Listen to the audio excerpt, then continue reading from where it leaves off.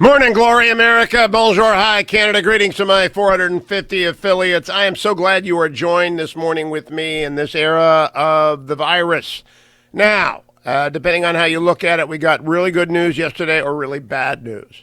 Dr. Birx is always very honest.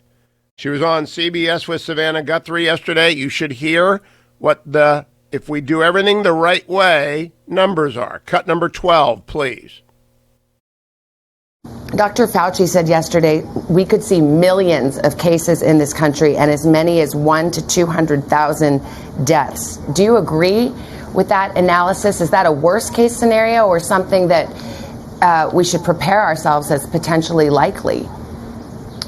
So in the flu models, the worst case scenario is between 1.6 million and 2.2 million deaths. That's the projection if you do nothing.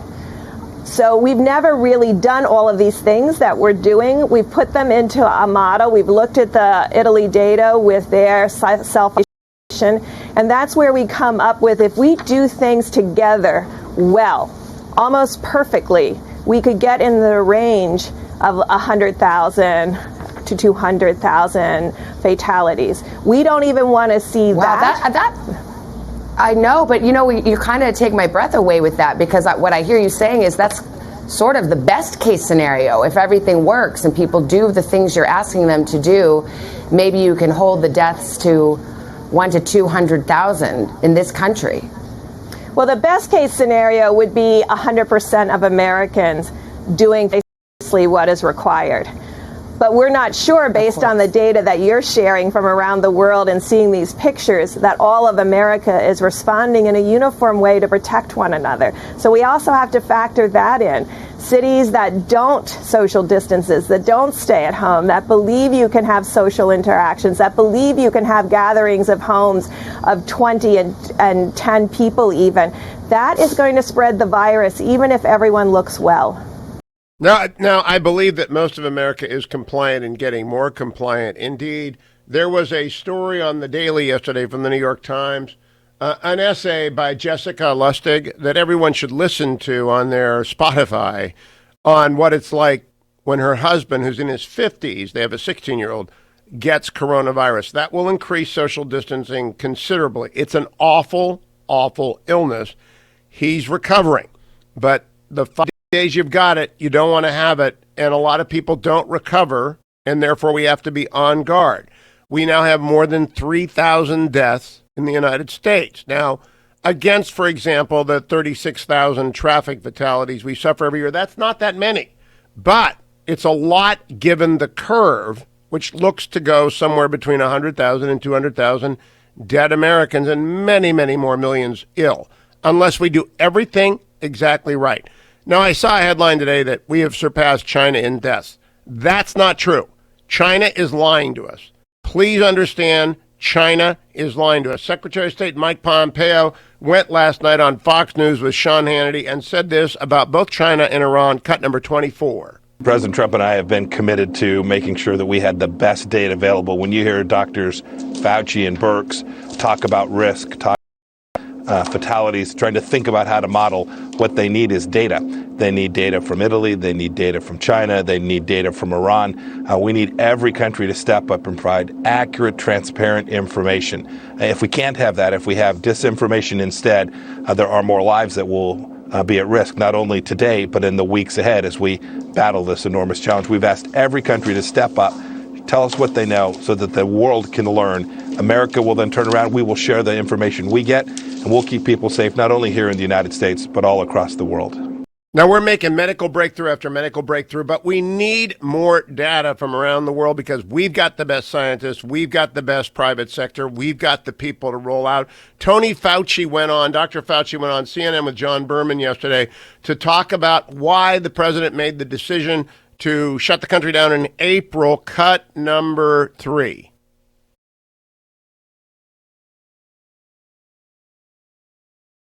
Apparently, cut number 3 doesn't want to play.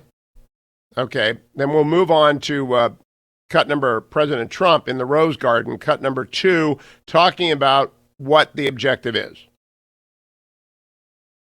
We have no other choice Every one of us has a role to play in winning this war. Every citizen, family, and business can make the difference in stopping the virus. This is our shared patriotic duty. Challenging times are ahead for the next 30 days, and this is a very vital 30 days. We're sort of putting it all on the line. This 30 days, so important because we have to get back. But the more we dedicate ourselves today, the more quickly we will emerge on the other side of the crisis. And that's the time we're waiting for. The more we commit ourselves now, the sooner we can win the fight and return to our lives. And they will be great lives. Maybe better He's right. than ever. The president is right. The sooner we do this, the better we are. Now, I want to address in this rundown one thing.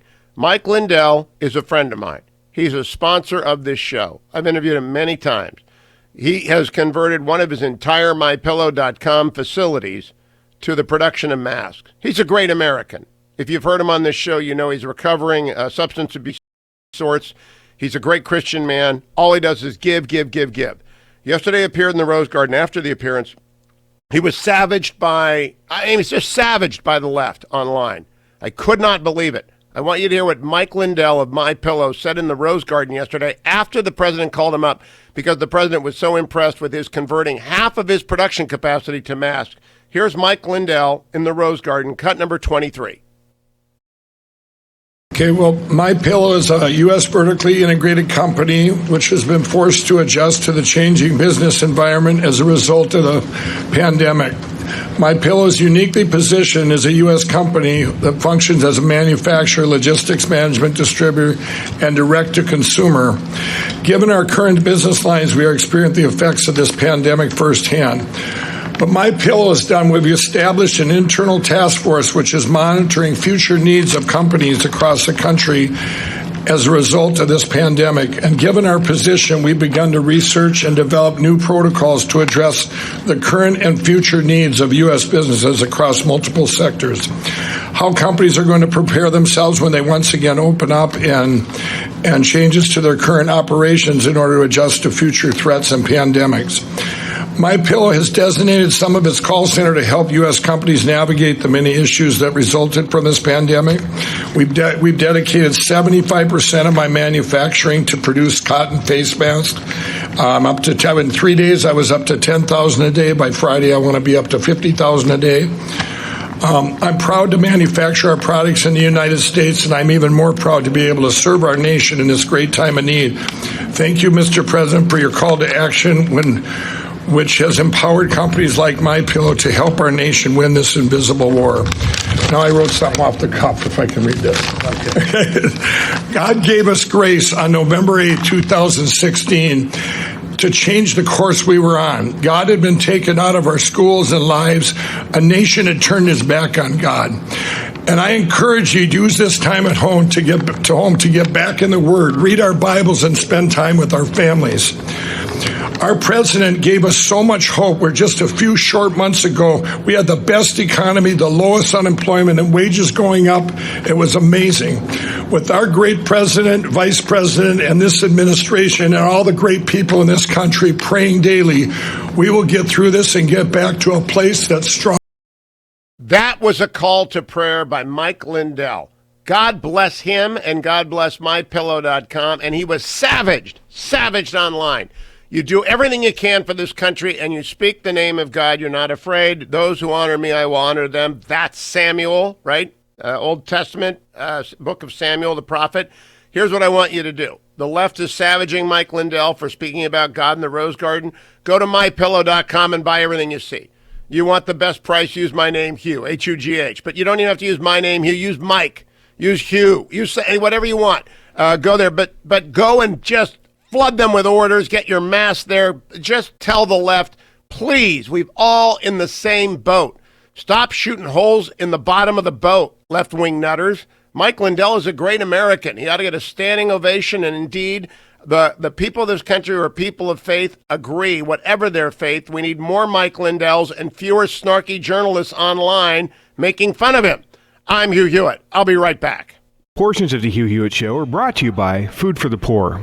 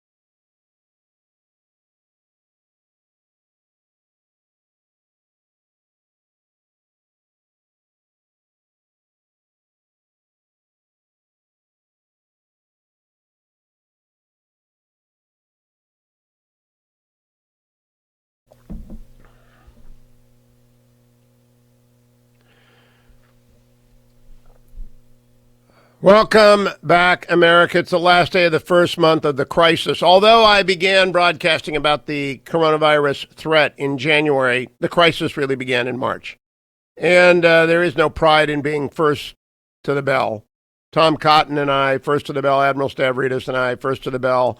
I'm a nut about this stuff. I knew it was coming. I didn't know it would be this bad, but I warned everyone. But there's no pride in that. There's no glory. Didn't do anything. Couldn't get through. Why? A lot of people say impeachment, and I do believe impeachment covered the threat. I do. And we'll deal with that after it's done. Right now, we have to deal with the threat. The good news is markets are rebounding. This market update brought to you by Birch Gold. Now, if you need to buy gold, go to hughgold.com or text my name, Hugh, to 474747. hughgold.com or text Hugh to 474747. I have diversified. I bought gold from them. You can buy gold from them, or better yet, convert some of your IRA that has gone up, like your bond fund or a stock. Maybe you held Amazon. Amazon this morning is at, it's the only stock I own. That's why I always know where it is at $1,980. It's where it was after one day of decline. It went down, I think, almost to 1,500, and then it's back up to 1,980. I think sky's the limit for Amazon. But the thing is, you need some gold. And overnight, markets indicated that the rally around the world yesterday will continue. Now, Japan was down almost 1%, but Hong Kong was up 1.5%, England up 1.5%, Germany up 1.5%. Oil is back above $20. Natural gas is up almost 2%. Gold is at 1601, a great entry point. Great entry point. Not the 1400 when I first told you to buy or diversify your IRA or 401k, but a great entry point. All you need to do is you can call Birch Gold, 800-434-GOLD, 800-434-GOLD. You can text my name to 474747 or go to hughgold.com and find out everything you need to do. The other thing I want you to do today, it's my last day of asking you, because I only do it during March. I only do it during Lent. I ask you to support Food for the Poor. I always do it every year. You've been very, very, very generous on this final day. Here is Food for the Poor's Paul Jacobs. Thanks, Hugh. This is tremendous that you have made your listeners understand how important these families are to really our spirituality and what's at stake. You're making a difference right now, telling your listeners how important it is that this Food for a Year and Water for Life is making for a child or a family. So you, if you can give for a family or provide a child Food for a Year and Water for Life. Helping is easy, but today is the last day I'm running that banner. We're switching over completely to pandemic coverage. But remember, the world knows that the virus has hit America hard, and some in the world are helping us, but we have to keep helping those in the world who don't even have basic food 24/7, 365. That's where Food for the Poor comes in. That's where your donation matters. If you go to hughhewitt.com, at the top you'll see a banner, Feed Starving Families, or you can call 855-359-4673. 855-359-4673. That turns out to be 855-359-HOPE, but I think it's easier to remember the number, 855-359-4673.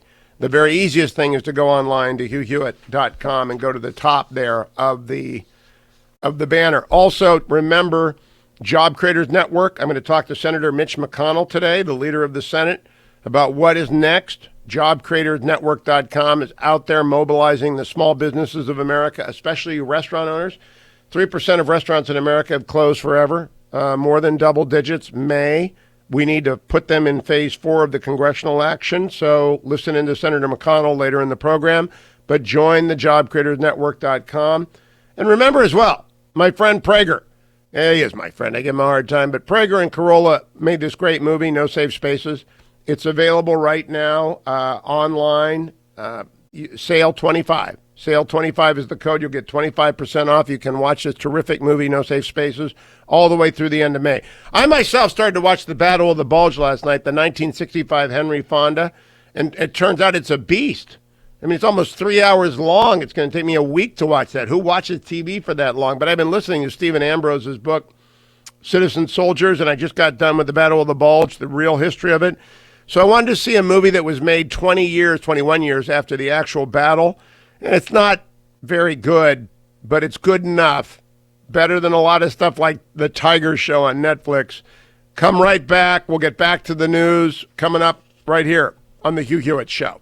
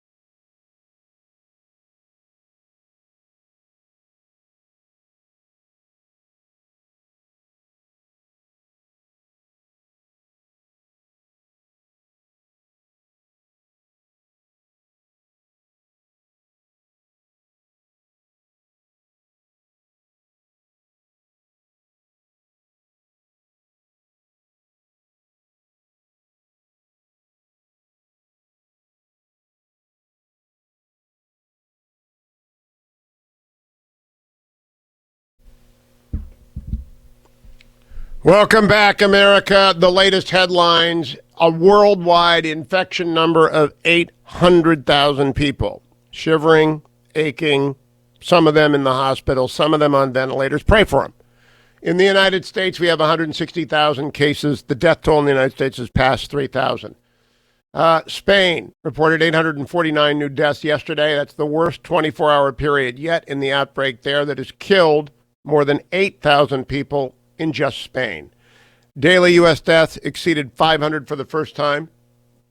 The easing of restrictions in China, we are looking at side eyes wise because we don't trust anything that's coming out of China. You just can't. Good news, the FDA has approved the plan to distribute millions of doses of anti-malarial drugs along with erythromycin. The combination appears to be working. And there is good news generally around the world. Now, and the United States has eased export controls on medical supplies to Iran. Now, plagues are not new in human history. Tom Holland is the Oxford historian who has written the amazing new book, Dominion, on how Christianity formed this world. And I talked to him about the incredible history of the church. Here is the second part of our conversation. Okay, well, N.T. Wright and I have talked a great deal about, we spent 3 hours once talking about Paul, when N.T. Wright wrote about Paul. You spent a lot of time on Paul, and the claim that he is a transformative figure for world history simply cannot be denied, Tom Holland. I think that Paul is quite possibly the most influential writer who's ever existed in terms of the impact that his writings have had relative to how much he wrote. I grew up convinced that it was the great writers of the classical world who had changed everything, Plato and Aristotle and Caesar and people like that. But essentially, Dominion is a monument to my recognition that I got that completely wrong, that it's those letters, and basically there are 7 letters that all scholars accept are written by Paul. It's like every single line is a kind of acorn from which enormous oaks over the course of 2,000 years have sprung. And there's almost no aspect of Western society that in some way has not been profoundly shaped by Paul, whether it's our attitude to law, the way that society should be organized, the way that we conduct sexual relations, the way that we structure marriage. Almost every aspect goes back to Paul. I'm going to structure this interview by simply queuing you up to give a few vignettes because of the things that stuck with me. I listened to Dominion, and I recommend to everyone, listen to Dominion and read Rubicon, because Rubicon is not familiar to you. You need to read it over and over again. Dominion is like music you heard when you were young, but recast and covered by a new band, and it's better. And so that's why I'm going to run it this way, and I'm going to do it roughly in the order in which they occurred to me after I was done listening to the book, Tom Holland. First, I want to talk about Martin of Tours, because I didn't know any. I'm a good Catholic boy. All right, 12 years of parochial education before Harvard, before Michigan Law School. It's deep, as Dianne Feinstein once said, the faith is deep in that one. But I had never heard of Martin of Tours. What an amazing guy. Yeah, an incredible guy. So he's a guy who lives in the 4th century AD. He's a soldier, a Roman soldier serving in the army. Becomes a Christian, is standing sentry duty in a city in deep winter. He is there on his horse, on his thick military cloak, and he sees a starving beggar at the gates. And so, thinking of what Christ had taught him, he takes his cloak and halves it with his sword and hands it over to the beggar. That night, Martin has a vision. Christ comes to him, and essentially Christ says, "I was that beggar."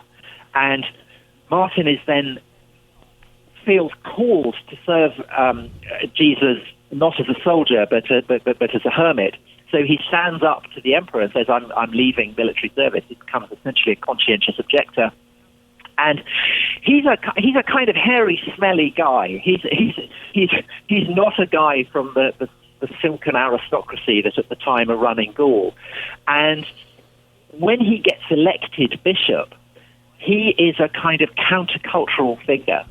But it's precisely the fact that he is countercultural, that he, in a sense, is challenging all the assumptions of the aristocracy of the day, that gives him, in the eyes of those who admire him, this incredible spiritual power.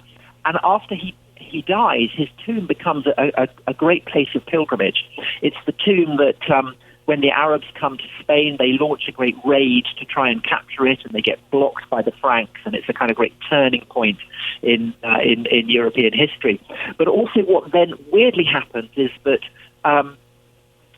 Martin becomes a kind of token of the French monarchy, and the cloak in Latin is capella, and a capella becomes the word for the chapel, and for chaplains. Chaplains kind of guard it. And the French end up manufacturing a kind of regal lineage for him, an aristocratic lineage, because they don't want to think that he's from the slums. And in the end, that means that he becomes the object of revolutionary hatred in the revolution, despite the fact that actually he's basically the seedbed from which the French Revolution emerges. The idea that the first shall be last and the last shall be first. The idea that aristocrats should be challenged. Martin is kind of the embodiment of that, and it's an absolutely typical paradox of Christian history. I love the fact that you then square the circle. The sacking of Martinopolis, as Martin of Tours' shrine became an object of the French revolutionary fervor. It surprised me when you returned to the subject deep into Dominion that the Revos had to go and tear it all down, even though he was the embodiment of egalitarianism, right? Absolutely. Well, the French, the revolutionaries called themselves sans-culottes, and culottes are the kind of stylish breeches that the aristocrats wear, and that the poor only had kind of rags. And basically, you could say that Martin was the original sans-culotte, ripping off his cloak and handing it over to the beggar.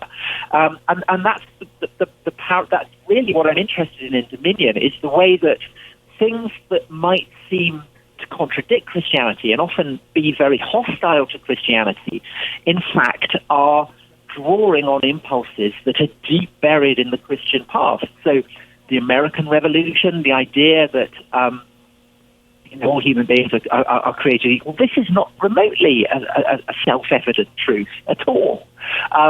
The French Revolution, the idea that there are human rights as a fundamental, again, this is not at all self-evident. The idea that there are human rights, again, is a deeply Christian one. It emerges in the 12th century with monks and scholars in medieval Europe. The Russian Revolution.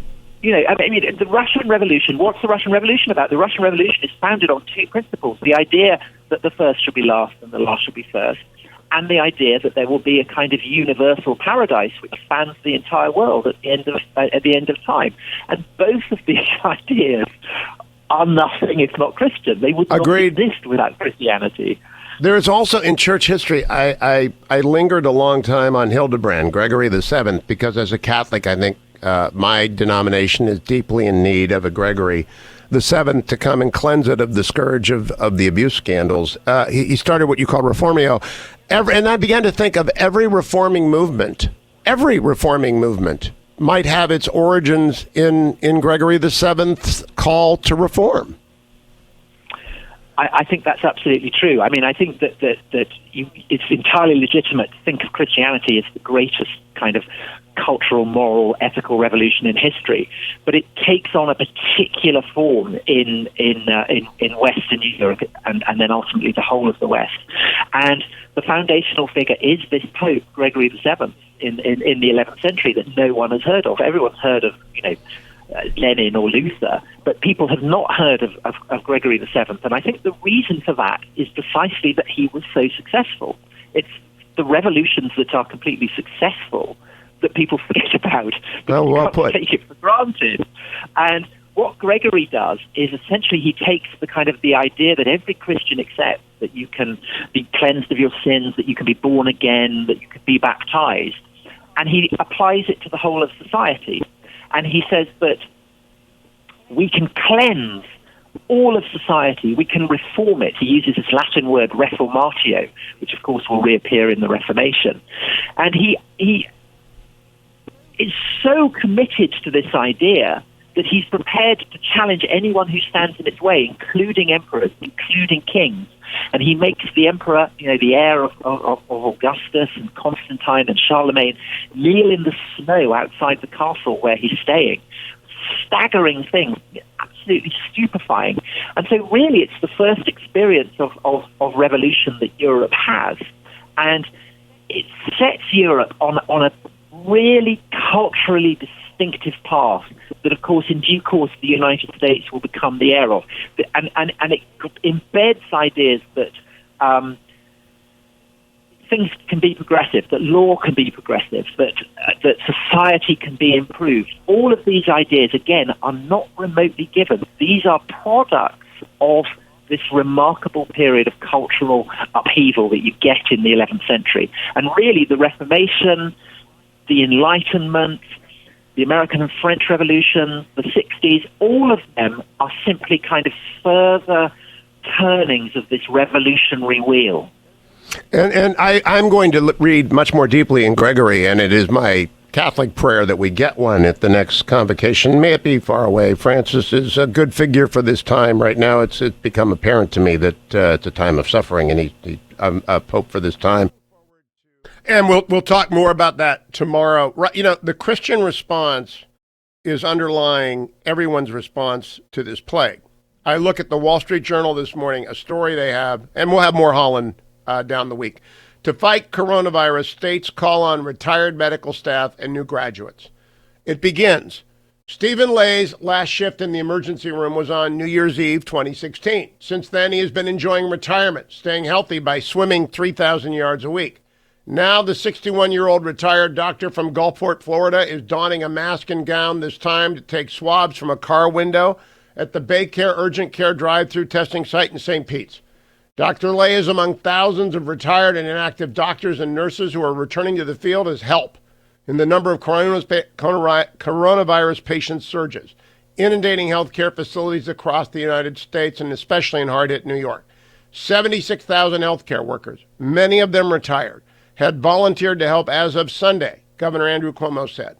In addition, some medical schools are starting to graduate students early so they can jump into the fray. Do you know when we did that last? World War II. Do you know why people are coming out of retirement to take care of people? Because of their moral sense. Where does that moral sense come from? From Christianity and Judaism. And yes, Islam has a moral sense. The moral sense, as James Q. Wilson said, is not natural. The Romans didn't believe in it. A lot of pagans didn't believe in it. Let the poor die. Let them suffer. That is why we ought to honor people like Mike Lindell. That's why you ought to listen to the book Dominion by Tom Holland. Understand where this is coming from. Now let me turn to ReliefFactor.com. I haven't got a flag on my microphone. I've ordered one. I want people to know that the folks who make ReliefFactor.com also make Honor-Bound coffee because they also proceed from the Christian worldview that Tom Holland was talking about. See that? If you're watching on HughHewitt.com or on the Universe, 4 pills I take every morning at this time with my lukewarm coffee. And I carry in curcumin, resveratrol, omega. They keep me moving. 5 miles after the show yesterday, going to run 4 today. Walk yesterday 5, run 4 today. Getting back up. April's going to be my running month. Why? Because I got an empty path and I can run on it, even though we have a stay-at-home order in the Beltway. In D.C., Maryland, Virginia, ReliefFactor.com is there for me. So is HonorBoundCoffee.com. Support the people that support your medical situation and the troops. Come right back.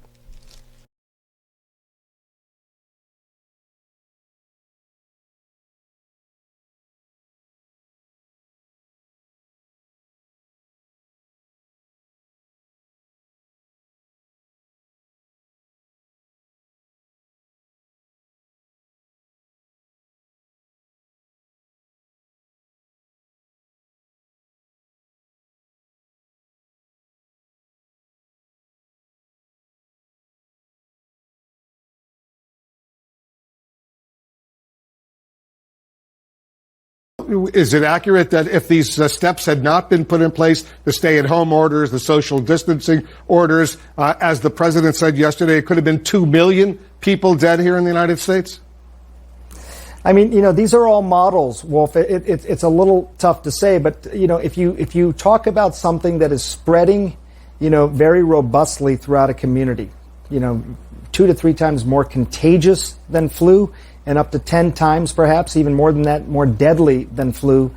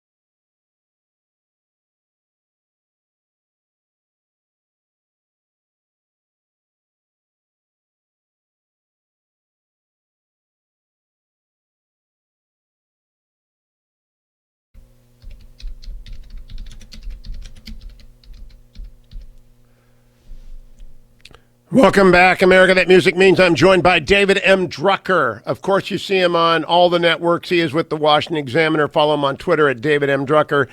David, you're very fair. People consider you to be very fair. I am disturbed that in the middle of a pandemic, the press will not relent in the lens it is using to cover this story, which means a Trump versus them lens. I just think they've got to put it down. Your response? Well, look, I mean, as a journalist, I've never wanted to be the story, no matter what the story was, whether we're dealing with this pandemic, which is, rather unprecedented, to say the least, or whether I'm dealing with, your run-of-the-mill legislation. So it's, everybody has their way of doing things. I don't want to be the story. I believe in asking tough questions, and so I think we should continue to ask tough questions. But I don't really think. Look, I could make an argument to you that I think that the way the president treats the press is significant if we're going to discuss foreign policy and how other countries look at the United States, particularly autocrats, because the United States sometimes is a signal for what a lot of other countries do. But in terms of how I'm doing my job and how we do our job here, I think the way the president reacts is insignificant and doesn't really matter. And that's just my approach to my job. Now, you see, my approach during the debates, that's the biggest stage I've ever been on, was do not be a headline the next day. Just don't be a headline. You're not in the story. If I go to the White House, and I can go any day I want, I can get a pass in to ask a question, but my questions would be, Mr. President, which part of the private sector is not responding to your call for united action? My question would be, Mr. President, which treatments have we not heard about which might be successful? Mr. President, I know you are in encouragement mode. is there a risk of over-encouragement? These are neutral questions. They're not hard, David Drucker. Well, look, Hugh, I think there are two kinds of questions to ask, right? I mean, and we have a job, right? There are informational, newsy questions, and you just discussed some of those. When can we expect to see more ventilators? What has been the delay? There are also, and I do this purposely in interviews with elected officials, try to come up with what I think are fair and challenging but fair. It's sort of in context challenging questions. Questions that I know are going to make them uncomfortable, possibly make them really upset, but that I think deserve to be asked, need to be asked, that I think people are going to want to hear about. So there are two categories of questions there. Well, David, after Pearl Harbor, nobody was asking FDR, why were we not prepared?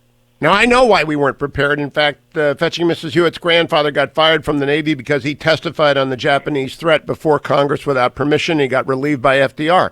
There were critics of FDR. But after war began, people shut up about that until after the war. I mean, and the admiral was recalled, and he went and ran Norfolk Naval Base, and he didn't complain about not having been listened to. I just think it's crazy. Because do you get a sense that the White House press corps understands how dangerous a period we have entered? Yeah, look, I think reporters understand it because we're living it. I mean, whatever you think of the questions you've been hearing, and I have to tell you, as a journalist, we are living this with everybody else. We are under the same threat. We are under the same economic pressure. Thankfully, we still have jobs because they're so necessary, but even though content viewing is up, revenue is way down, we still have the same threat health-wise in terms of interacting with people, a lot of times more because we're out there not always with the luxury of staying home. So we're facing the same issues. I would say, as well as the president has been doing in terms of how voters have felt about how he is doing, and we've seen the numbers, even though it's not his way, sometimes politically, it might go a lot further if he just batted these questions aside and didn't sweat them too much. Well, here's where I disagree. I don't think he's going to change. I don't think the press is going to change, but I do believe the country is watching closely and that they are disgusted with the media. Disgusted with the media. And I think it depends on which kind of voter you talk to. And I've talked to all sorts of different voters. The voters on the right are disgusted with the media. Voters on the left think we give him too much of a pass. And, in the middle, I think they just kind of throw up their hands, and I've seen this over the last 3 years, and just kind of say, why can't everybody just do what they need to do and stop making me so nervous all the time? But the last 3 weeks, I've seen the middle become as disgusted as the right. And I talk to everyone across this country, and I talk to Selena, and I talk to people who go out there. In the country outside of the Beltway, they are disgusted with the media in the middle. That's never happened before. The last 30 seconds, David, dangerous territory for the media of crumbling after this pandemic. No, I don't think so. Look, the media is still going to be providing the content that everybody uses to complain about the media because we're the ones reporting on the front lines, and some people are going to be happy, some people aren't. That doesn't mean everything we do is right, but I don't think that this is going to be some sort of answer. We will see. I believe into this time, new voices and new platforms will emerge that will be disruptive as a result of the indifference to the facts being demonstrated by the broadcast networks. I will be right back, America. Coming up, Byron York, also of the Washington Examiner. Stay tuned.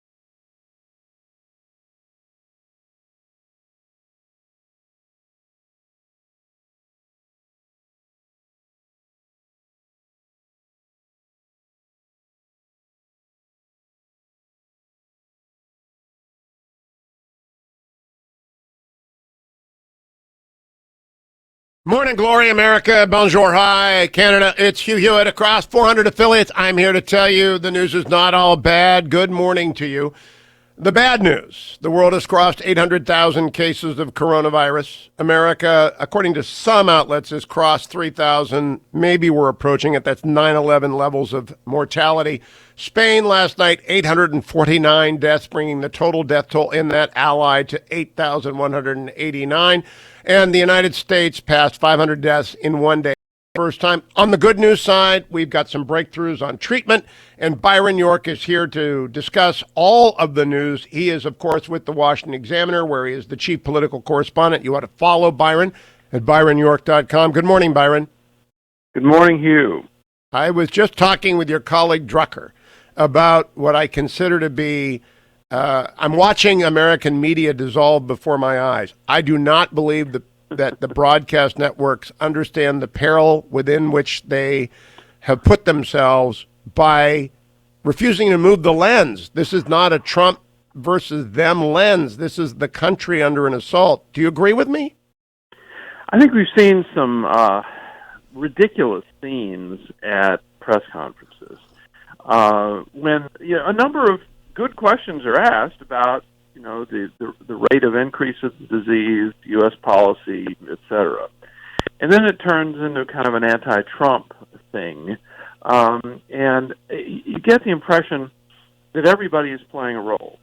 The president likes to have a reporter who asks a dumb question and he can bat on him for a while. And then the reporters like to feel that they're courageous and standing up to the president. And meanwhile, it's kind of a show that doesn't give anybody any new information.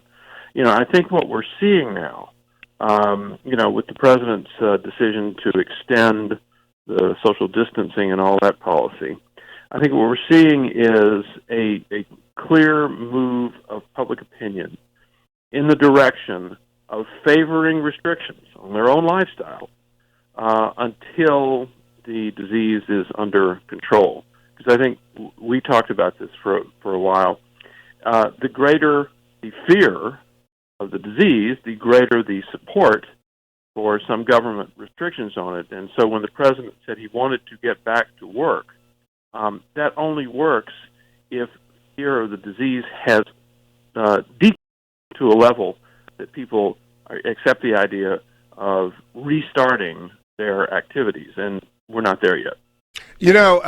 Byron, I think we're in a time that is BE and AE, before emergency and after emergency. Now, I've got no vulnerability on this because I was early to the bell in January, and I'm crazy about pandemics, and I broadcast about it every single day beginning on January 21st, and I haven't stopped talking about it. Tom Cotton has no vulnerability here, but everybody else wants to look back and try and find some reason to blame the president for this virus. I think that is irresponsible. I think it's really wildly crazy to criticize private sector people like Mike Lindell, and I have to declare he's a sponsor of my show. He's a friend of mine.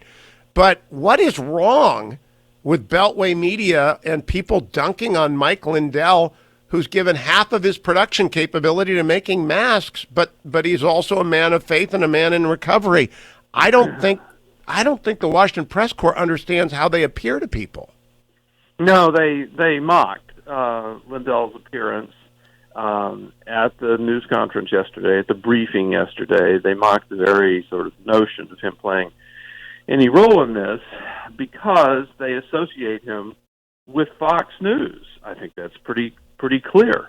And we're in a situation where I think one of the good things the president does is that almost every briefing has business leaders, has leaders of big companies that are doing this or doing that to aid in the effort. They're turning over this technology to more testing or more protective equipment or ventilators or whatever is necessary. And the president is showcasing them. And that's a good thing. So I totally agree with you on that one. Now, on Sunday, I'm sure for Fox News, you were doing what I did for Meet the Press on Sunday. We're all remote. We're all distance. We're all in funny little studios that have been completely sanitized. It's awkward. But I brought up a track term, having a kick. And I referenced Eric Liddell from the movie Chariots of Fire because there's a great scene in that movie where he falls down, but he uses this great kick to catch up, pass, and win the race. I think America has a hell of a kick. I think freedom's got a hell of a kick. And this private industry effort is demonstrating that in an effort by the president. And this is my question. Do you think the president is trying to use cheerleading techniques to encourage the country? Oh, I think he's absolutely done that. I think it's been very clear, and Dr. Fauci said that pretty early that Dr. Fauci's job was to present the numbers, and the president's job was to try to give some people hope. And the president has tried various things to do that.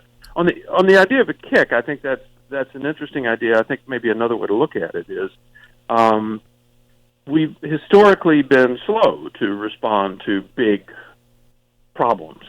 But once the machine gets up and running, it's pretty effective and pretty big. So I think we may be more in that situation now. Well, Stephen Ambrose, in his book Citizen Soldiers, interviews a German, 50 years after the war, who said, when the Americans came into World War I knew I lost. My father knew he lost. When they came into World War II, I knew we lost. You can't beat the Americans. And I believe what we see right now are real numbers, real data, real breakthroughs, whereas in China, honest to goodness, I can't believe media outlets that trust these people. They lie about everything, Byron.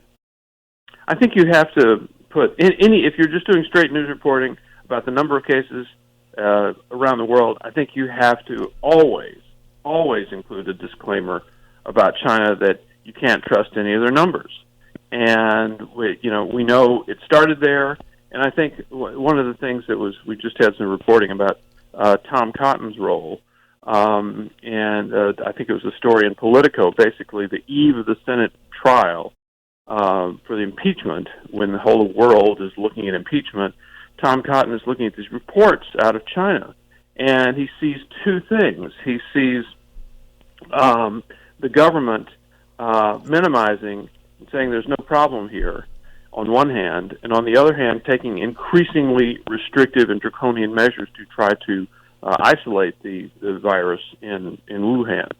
And he knows that those two things don't match up, that the government is lying, and Cotton then is urging the president to restrict travel from China, which the president does on January 31st during the trial, actually.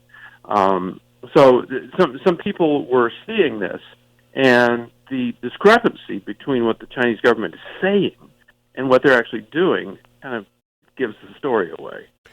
Senator Cotton was on this show sounding that bell, I think in January, certainly in the first week in February, but I think in January, because it was so obvious. Also, Admiral Stavridis, others on this show sounding that alarm.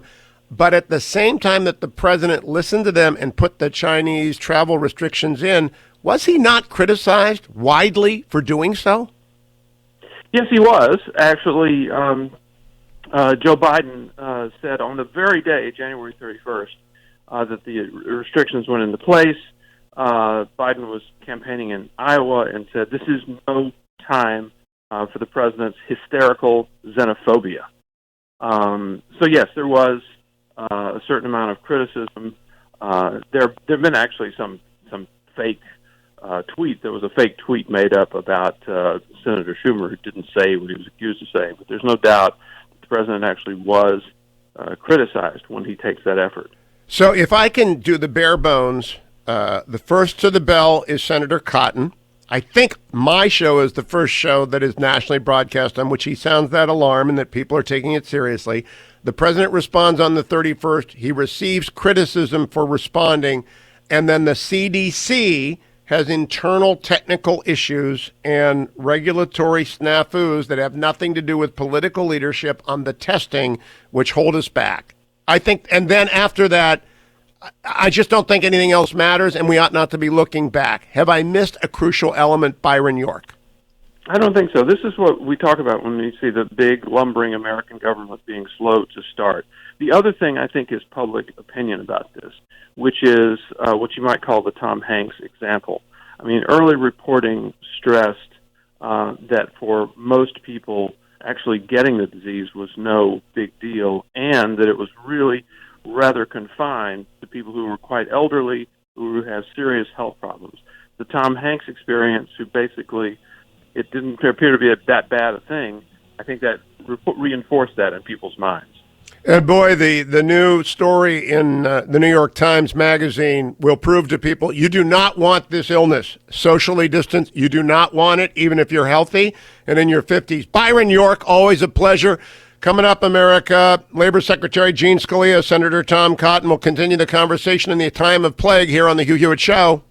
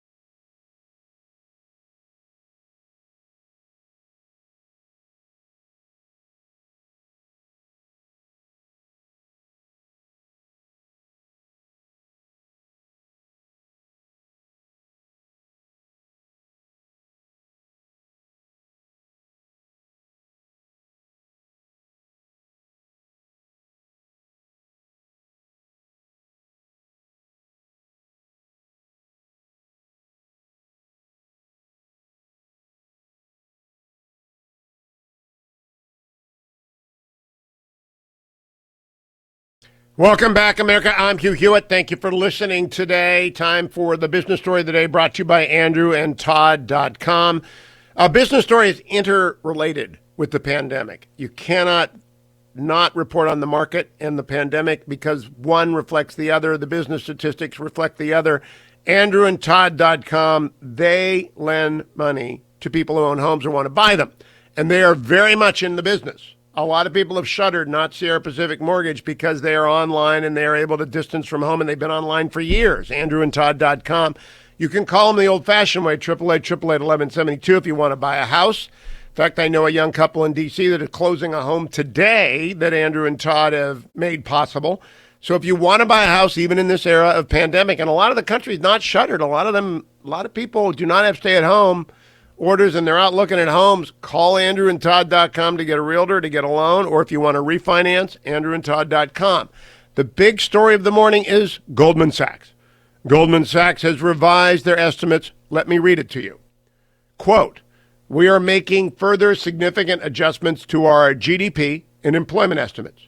We now forecast real GDP growth of minus 9% in Q1 and minus 34% in Q2 in quarter over versus minus 6% and minus 24% previously." So it got worse. The V is getting deeper. And we see the unemployment rate rising to, sit down, 15% by mid-year. It was at 3% a month ago.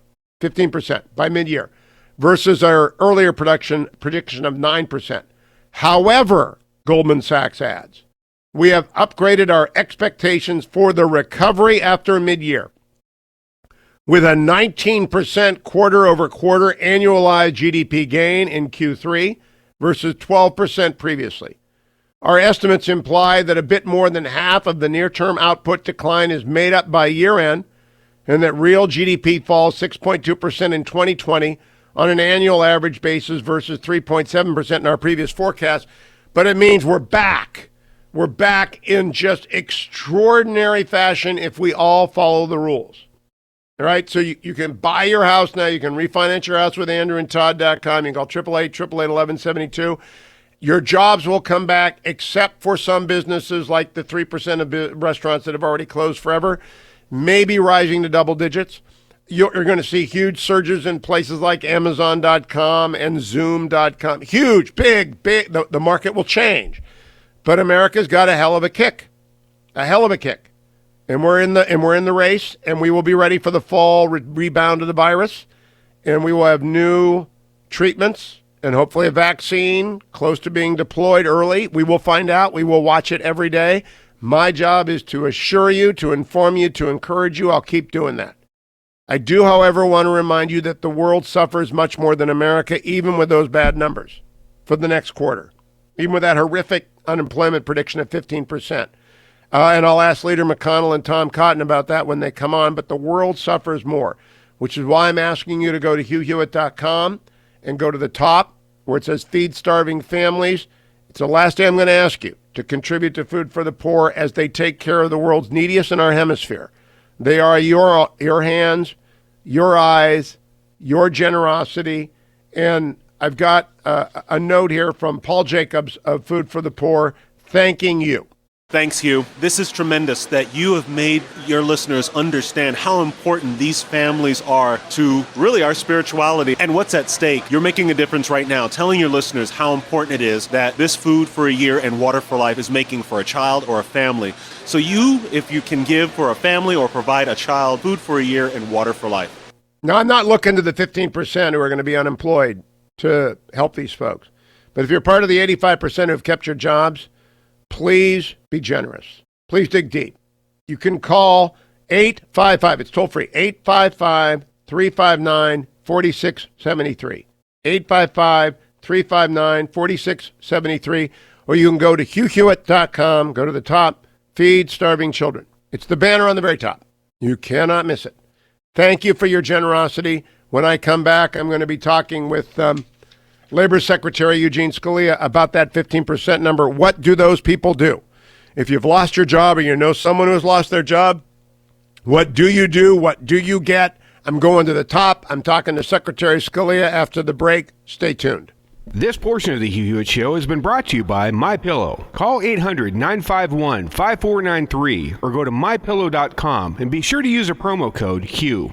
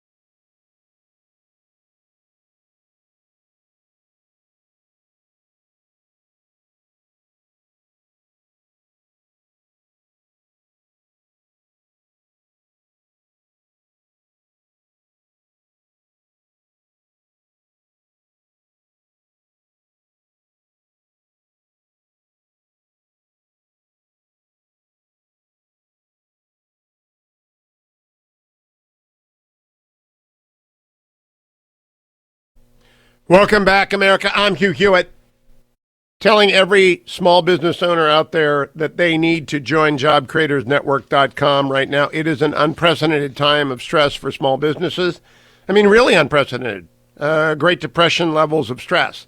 Now, I believe we all have a recovery. I believe that the government is providing assistance in remarkable ways. It's not business interruption assistance, it's payroll replacement assistance. And you need to go to JobCreatorsNetwork.com and join to get your voices heard. Please do that. JobCreatorsNetwork.com. If you're staying at home and you're looking for something good to watch, I would suggest you watch Dennis Prager and Adam Carolla's No Safe Spaces. Go to NoSafeSpaces.com. They have a special for you called Sale 25. You'll get 25% off. You can watch it for a good long period of time. 2 months, I believe. We're going to begin the cruelest month, April. April is the cruelest month, and this is the cruelest year ever for April. And I would encourage you to watch No Safe Spaces as part of your video prep. My phone number is 1-800-520-1234. Let me explain to you a new feature of the program during this period of time. Normally, I sign off at 9 a.m. in the East, 6 a.m. in the West, and, only the Steelers fans don't understand time zones, and wherever else I sign off. But now, when I can, I will stick around and answer any call you have. The doctor is in. After we go off the show, we'll take 5 minutes off, reorganize our electronics, and continue to talk to people on the phone. 1-800-520-1234. I did it for 45 minutes yesterday. Longer conversations, longer questions. I don't have all the answers. I got a lot of them. I've covered this from the beginning. I know what's been going on. I follow it obsessively. I read continually. I am fair. I am informed. I am trying to encourage you. I'm trying to assure you, but I'm also trying to inform you. And if you have questions and I can answer them, you have comments, you want to vent, I'll do it every day, but you got to belong to the universe and you have to hit the Dwayne FM button. That's the button that will let you do it. That's for people who really want more. We're upping our game. Join the universe and hit the Dwayne FM button, and you'll be able to listen every single day. I'm told that Labor Secretary Scalia cannot join us today, and so it'll be tomorrow. Now, let me tell you a little bit about, so we can take your calls now at 1-800-520-1234, but coming up after the break, Tom Cotton. I just want to be clear. I want to be very clear. It doesn't matter who was first to warn the country. The Wall Street Journal wrote the first story and I did the first broadcast. That does not matter unless somebody else says something else happened. Tom Cotton was the first legislator to warn the country. That does not matter unless somebody else says something else happened. President Trump brought the curtain down on inbound Chinese passengers on January 31st. That does not matter unless someone says he was slow to the bell. All that matters is tomorrow. All that matters is what you do today. All that matters for the media is that they encourage, inform, and assure people. It does not matter why FDR was asleep at the switch on Pearl Harbor Day. It doesn't matter that the Navy wasn't ready. Loss of life occurred. The Arizona sunk. We were shattered. What matters is that we won. Any conflict of this scale, all that matters is the outcome. So I just told you what Goldman Sachs said. We're going to have 15% unemployment in the country by June 30th. That's a lot. Wow, what a meteor strike on the best economy ever. In terms of productivity, just sheer size of the American economy was the highest it had ever been in January. When I sounded the bell, when Cotton sounded the bell, when the president shut it down, the inbound flights. Still didn't think it would be this bad. It is that bad. Now, I want to encourage you, if you do not follow me on Twitter, you have to start following me on Twitter. Number one, I'm positive. I'm not negative. I'm not snarky. I just mute people who are. I know there are a lot of haters out there, a lot of people who want attention. I know who they are. I just don't pay attention. I mute them. They don't know. I don't block anybody. I don't want them to know. They shout at me and I never hear them. I suggest you do the same thing. But I follow all sources. So last night I saw that the New York Times tweeted out the Daily. Now, the Daily is run by a Hugh Hewitt hater, and I don't care. It's a good source of information. And the Daily put out a Jessica Lustig essay that she recorded in her own voice about what I learned when my husband got coronavirus. And if you have Spotify or Apple iTunes or any of those, you can download it and listen to it, which I recommend. It takes about 30 minutes. It will scare the heck out of you if you're 50 years old, because you think you're living in the safe zone. You're not. This individual, like me, has asthma. And as a result, it became a very bad situation. And his wife became the caregiver, and she did not get it, thank God, Jessica Lustig. But she writes about it because people are not invulnerable. Young people are not invulnerable. 20-somethings, 30-somethings, 40-somethings are not invulnerable. If you're over 60, you begin to enter the vulnerability phase. And if you've got an underlying condition like coronary heart disease, asthma, I don't consider myself particularly vulnerable, but I am, boy, am I socially isolated. I still go out. I still run my 4 miles, 5 miles, 6 miles. I'm going to keep my heart in good shape. I'm going to keep my blood pressure down. I'm just going to stay in great shape. I'm going to take my relieffactor.com. I'm going to do everything I normally do, but I'm not going to go out unless I have to. I've got to go to the dry cleaners today, pick up my dry cleaning. Got to go to the Safeway every 6 days or so. I'm going to do that. Fetching Mrs. Hewitt's, going to Trader Joe's. But we are staying away from people, and we're wiping everything down. Guy knocked at the door yesterday. It was a recycling guy. Left me a new recycling bin. I opened it up, took the bin inside, wiped it down, right? I'm not a dummy. Don't be a dummy. Be smart. But here's the bottom line. Even at the high range of the low end, it's a lot of people will die. Most of them will be over 75. But their loss will be acutely felt, and it's unnecessary if you practice social distancing. Your grandchildren cannot come to you if you have grandchildren. You can't go near them. Why? Those little wonderful children are asymptomatic carriers, by and large. You can't tell if they've got it. It looks like the runny nose they always have, right? How many times have you blown the nose of your own child or a grandchild or the neighbor's kid? You can't do that for a couple of months till we get an antibodies test. When we get an antibodies test, we're going to be able to do it, but we can't do it for a couple of months. Secondly, press people. There are millions of Americans who are watching these White House briefings. You have to stop trying to make your career on some kind of combat with Trump. You have to let the president speak words of hope and encouragement. That's what the country needs. You can go back and kick them all around in November, but not now. Get out of the way of good news. Let the good news out. Now, I'm going to play for you Joe Biden yesterday because he was on. I want you to hear both sides. I know he's going to be the likely nominee. Here is would-be President Joe Biden on MSNBC, cut number 17. Look, this is about just, Mr. President, let's get things done. Let's put the politics aside. You know we need more of everything. Why are you not insisting it be produced and demanding using your presidential authority to get it done? Nobody disagrees with that. Get it done. Step up and do your job. Stop campaigning. That sounds like Mike Lindell, who got roundly. I would love to see the vice president come to Mike Lindell's defense today. That would be a good thing for him to do. The vice president's not quite sure on the pronunciation. I can hardly criticize him because I get every name wrong, but he's not quite sure where coronavirus began, cut number 18. And when it all started in Luhan province, and what happened? Luhan province did not exist. Can we play that again? Cut number 18. And when it all started in Luhan province, and what happened? Luhan province is Wuhan province. It's actually the city of Wuhan, Hubei province. I made the same mistake in the Washington Post, by the way. I called it Wuhan province. It's okay, but let's not throw stones. All right, that's why I always say I do this all the time. For example, I go to CVS, And Joe Biden must go to CBS, but he doesn't get it right. Cut number 19.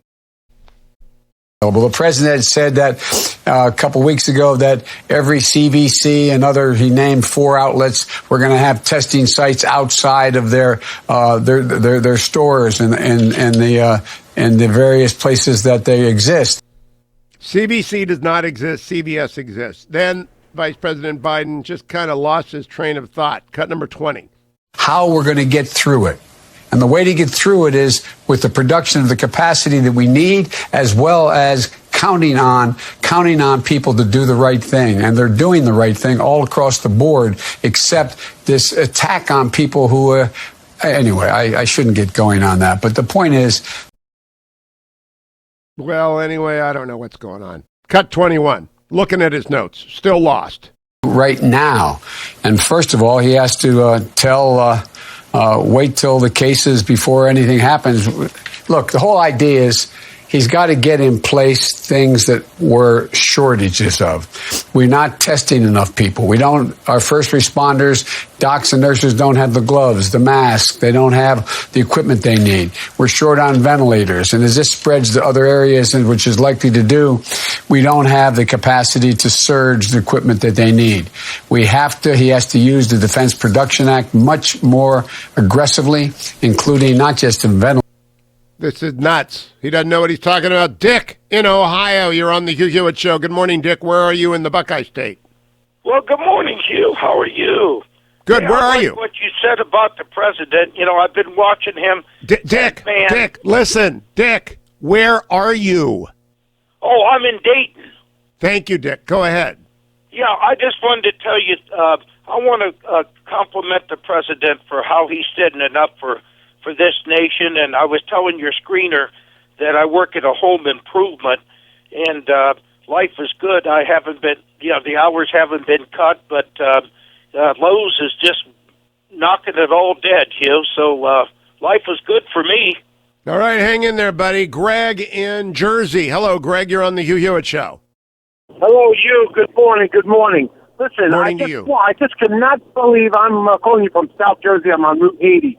Heading eastbound towards the city, but I'm not going to New York. I'm hauling water. Hey, thank you. The truckers of this country are keeping us moving. Well, we're all on the road, and it's really, some of these roads are like a ghost town except for the truck, and it's disappointing to see. Are you observing the speed limit? Absolutely, I observe the speed limit all the time, sir. All right, just checking. Got to go around on the highway. Just checking. I am just so disappointed in the way the media is portraying this whole thing, and I just cannot believe that they're not even talking about this $2.5 trillion boondoggle that just came to Congress. Nobody is telling anybody anything about it.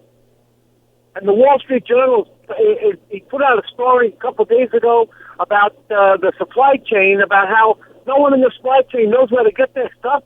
I mean, really? I think we do know where to get this stuff. I got to go to break. ReliefFactor.com, ReliefFactor.com, ReliefFactor.com. I ran over, missed the spot, but please go and get your order in. $19.95 gets you started. You need it now more than ever. ReliefFactor.com.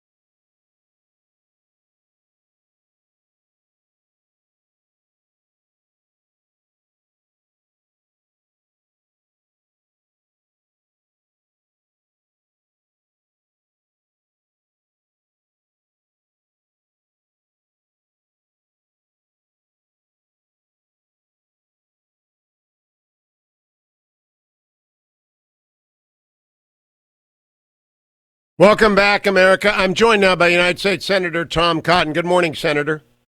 Good morning, Hugh. It's good to be on with you. Thank you. Everybody in the family well?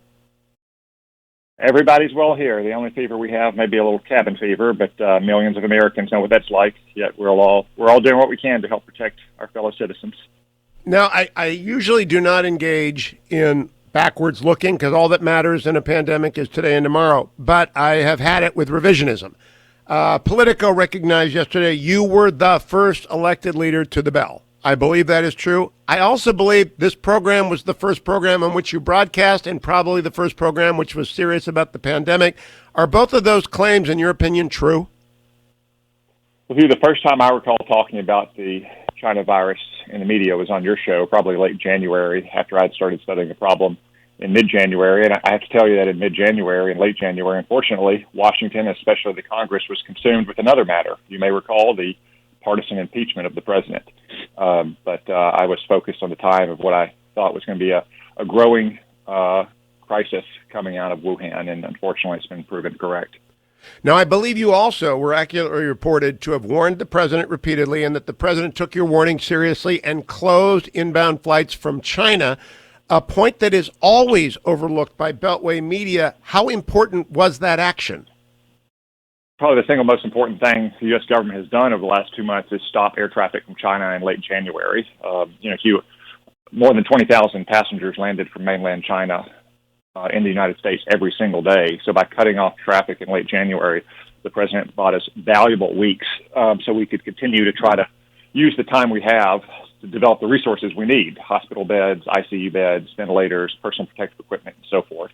You got to remember, too, that was a widely ridiculed decision at the time. A lot of so-called public health experts said it's not, quote, part of our playbook, which just calls into question their longstanding playbook. Joe Biden said it was hysterical and xenophobic, to give you a sense of what Joe Biden would do if he were president as it relates to China. Now, it also seems to me that since those early decisions, and again, I speak from a platform almost every day from January 21st forward. I have been hammering on this, so I'm kind of invulnerable to criticism. A lot of the Beltway media did not take it seriously until death began to occur, and now they are attempting to blame the I just have never seen the media this partisan, Tom Cotton. Yeah, I have to say, Hugh, that the press conferences that the president and Vice President Pence and their task force hold every day are very informative. I've had lots of Arkansans contact me and say that they are must-watch television for them because it's the best source of information they can get about what's happening and what's next. Yet when they turn it over to the Q&A from the press there, it really is just the kind of media preening that you too often see at the White House, but that you especially wouldn't like to see in the middle of a global pandemic. Now, I also made the point, this is the last really key question. America has a hell of a kick in track terms. It's like when Eric Liddell gets knocked down in Chariots of Fire, gets back up, and wins the race. I think we'll win the race. But people like Mike Lindell of My Pillow, and he's a sponsor of my show, he's a friend of mine, gets up and speaks from the heart. He gets ridiculed online, and not by just crazies, but by mainstream media figures. I'm ashamed of people in the media who are ridiculing people in the private sector who are doing everything when the media is doing very little other than inspire fear in people.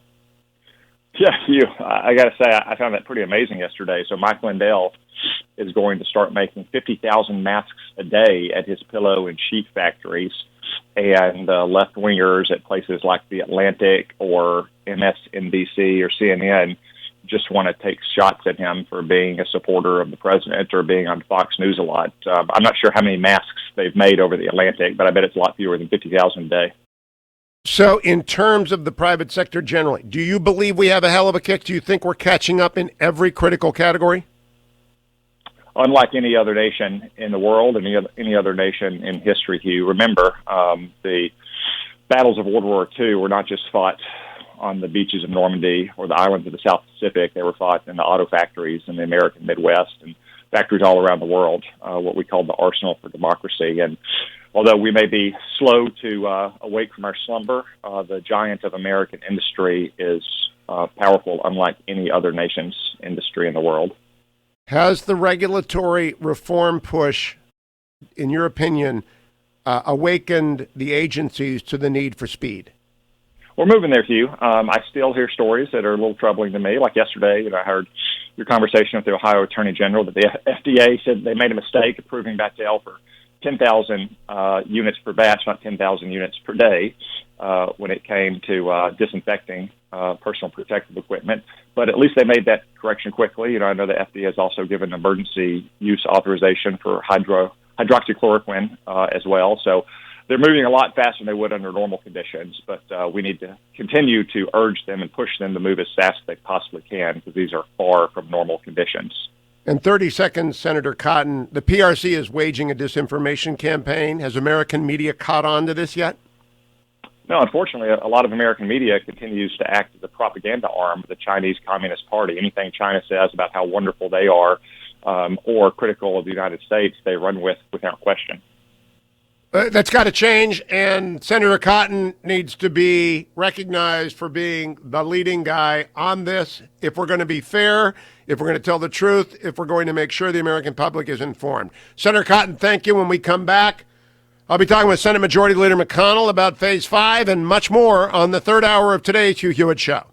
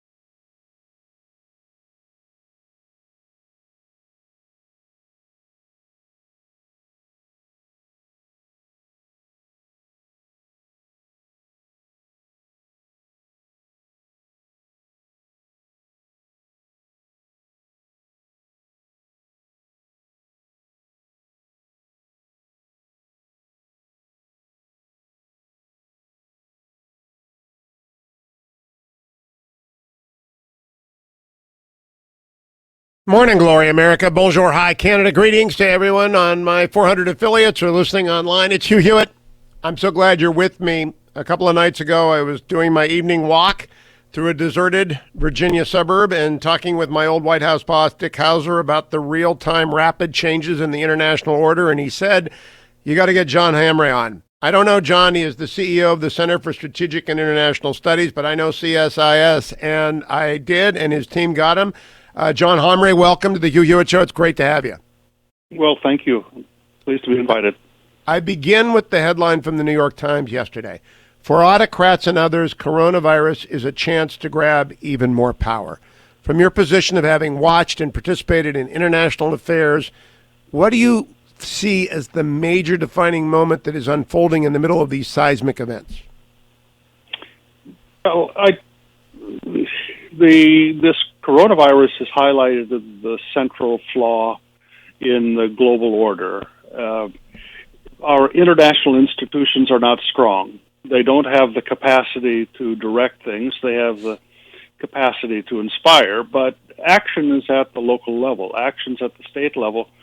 But states can't handle a problem as complex that transcends borders so quickly as this. So this highlights probably the great anomaly that we have to work through. If there's been an effective international response, it's been at the very local level by scientists talking to scientists, doctors to doctors. So this is a real wake-up call about the nature of the international system. John Hamre, what does it say about the nation state? Long thought to be on its deathbed, but to me it looks like more important as a denominator of up and down in response than ever before.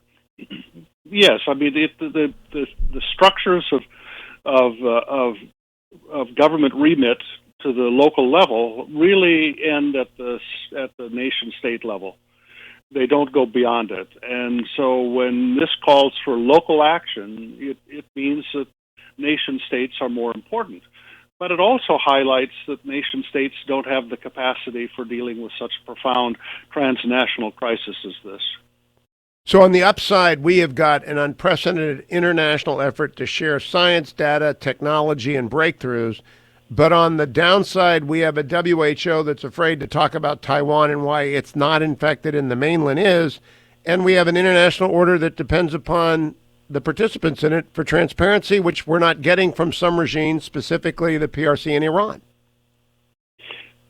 Right. As I said, the international health organizations are weak organizations. They don't have strong remit any place. They serve a coordinating role. And when you get the geopolitics, you highlighted the politics of Taiwan and Beijing. That means that the international organization is mute. So it is a problem. But below that level, at the doctor to doctor, scientist to scientist level, there's a remarkable degree of coordination that's underway. I do believe, and I'm going to come to the question about tech in a second. That is the highlight. But Dr. Hamre, when you say no remit, I think I know what you mean, but would you explain it? We got Steelers fans, Doctor. They won't understand what that means. Remit. They're gonna go out and try and find something in their backyard. Remit just simply means the capacity of the government to exercise its authority to the extent of its borders. And the international organizations really don't have the ability to compel or do anything except to encourage and amplify messages. Well, I think that's right for things like the World Health Organization. They can mobilize task forces that will go into a place like in Africa during the Ebola crisis and help coordinate. They provide a chapeau for the activities of NGOs, but they don't have remit in the sense that nation-state governments have remit. Now, if you were to advise the Attorney General about antitrust in this era. Right now we have all these tech companies cooperating with each other. We have basically a wartime footing in industry where they're cooperating in ways that would otherwise raise Sherman Antitrust Act. What would your advice be to him about this period of time in the antitrust provisions? I think look, I'm not a lawyer, and my focus is international, not domestic policy. But I think in a time like this, the most important thing for any government actor is to have transparency. Be open about what you're doing. Publish a summary of the results of your conversations. Don't hide anything. I think at this stage, every natural crisis has a second crisis, and that second crisis is the crisis of legitimacy of the government. Is the government competent? Is the government worthy? That's the crisis that we're in right now. Every government is in the middle of that crisis now. The only real antidote to that is transparency. Doctor, expand on that. How do you judge whether a government is acting legitimately and with transparency when trust is so low? I'm thinking of Iran. Let's talk about Iran specifically. I don't believe a word that is coming out of Tehran, and I'm almost at that level of distrust about the PRC. Are you, and what do you do with regimes like that? Well, legitimacy is only about, in my view, my comment here, legitimacy is about the credibility to their subjects, their domestic legitimacy. I rather suspect that the credibility of Iran and China is low with their citizens, given how they behave. China has entered into a fairly significant propaganda campaign to try to buy it back. I would suspect on in Iran. I'm not an expert in Iran, and I don't track it on a daily basis, but this has been a profound crisis of legitimacy for them, I'm sure. Now, give us some examples by contrast. I think Israel is handling this well. I was very impressed, I said on Meet the Press this weekend, with Benny Gantz laying down his ambitions to lead Israel in order to help Israel come together. What did you make of that development? Well, again, I'm not a student of Israel and Israeli politics, but it was impressive. I think that South Korea has handled this exceptionally well. I think Japan is handling it quite well. Singapore is handling it quite well. Governments that have a sense of responsibility and communicate clearly to their own citizens what the government's actions are and why, they tend to do well in a crisis like this. Now, there's a fair debate about whether the president's press strategy is good or bad. I believe it's very good. Eugene Robinson is a dear friend of mine, and we disagree on everything. He just thinks it's bad. He thinks the president should recede. I think he should lean in. What do you think, John Hamre? I don't really have a view. I think the president is better when he speaks in front of a microphone than when he speaks with a tweet. I think because the microphone provides some sense of interaction, whereas a tweet is a burst. So my personal view, fewer tweets, and I think it's fine to have more time in front of a microphone. I agree with you on this completely. Tell me a little bit about what CSIS, who are you reading? Who are you listening to? And who ought people to read and listen to as the world navigates its way to a post-pandemic order? Well, the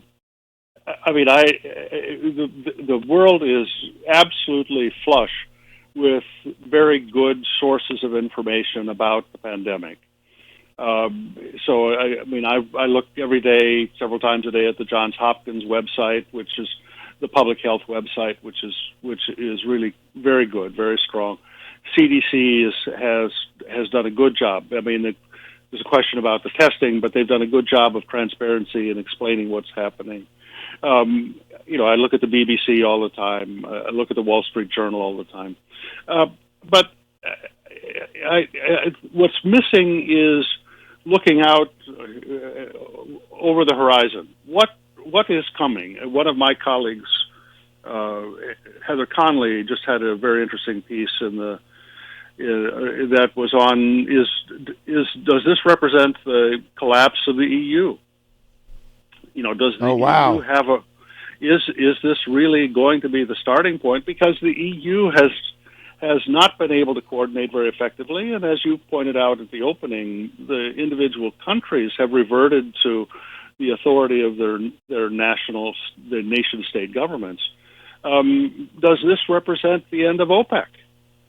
is OPEC really now on the ropes when you have such a profound collapse of demand for petroleum products? And airlines aren't flying. What does this mean for OPEC? Does OPEC now really have no capacity to establish threshold pricing? That's the first time I've heard either of those questions raised, Dr. Hamre, and that's why we had you on, and I hope you will keep coming back. Dr. Hamre is the CEO of the Center for Strategic and International Studies. Follow it at CSIS on Twitter. Follow him at jhamreofficial. Follow me to the next segment on The Hugh Hewitt Show. Thank you, Portions Doctor. of The Hugh Hewitt Show brought to you by Sierra Pacific Mortgage. For more info, call 888-888-1172.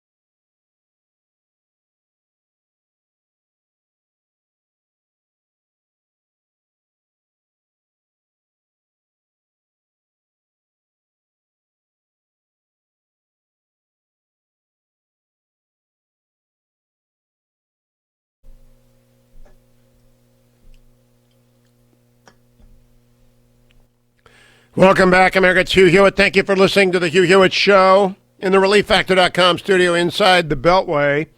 Time for the business story of the morning, brought to you by AndrewandTodd.com.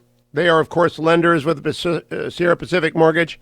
You can call them, 888-888-1172. They are doing loans. They are doing refinances. They are cautioning you not to lock in a rate yet because the markets for mortgage have not yet adjusted.